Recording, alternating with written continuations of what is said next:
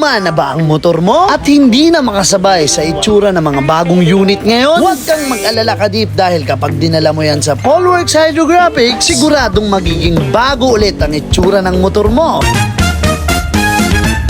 So ayun, what's up mga Kadip? Ito yung project natin today. Raider 150 new brand to, pero pinalitan ni Bossing ng headlight na reborn. So ayan, ang gagawin natin dito yung outer fairings, honeycomb na chameleon white. Okay, tapos itong grab bar, then itong batok, tapos itong visor ay wood finish. So ayun, makuha natin sana yung concept na gusto mangyari ni Bossing dito sa unit na to. Ayan. Ito yung mayroon palang palikpik to. Nauna niya na lang dinala rito sa atin. Pero wala lang, hindi na nakakabit dito. Yung itsura ng kanyang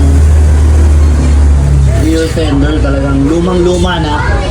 So gusto lang pagandahin ni Bossing, then i-display yata sa festival sa lugar nila. So gawin na natin to para may montage na rin natin agad. Let's go!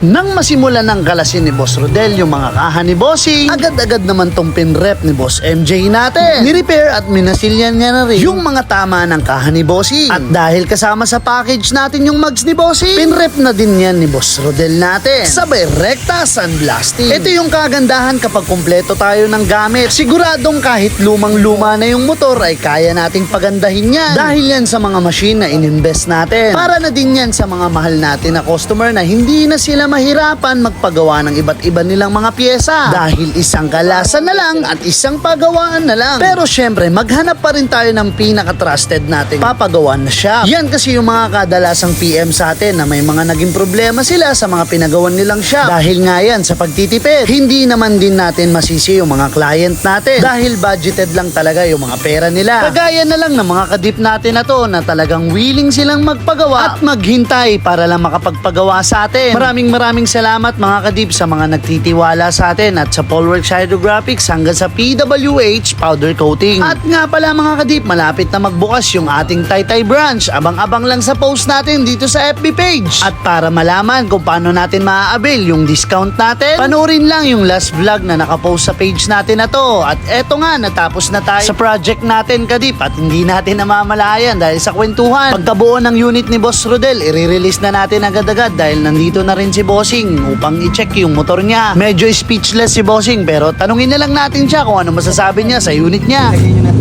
So ayun, tapos na yung project natin. Si Bossing, ayan. Hi. Bossing, oh. Pangalan pala ni Boss? Roger. Si Boss Roger, taga saan? Nabotas. So ayan Bossing, tapos na at na-makeover na natin yung Raider mo na may sentimental value yata ito sir, no? Kamusta sir? Okay. Nakuha naman. Ako. Speechless.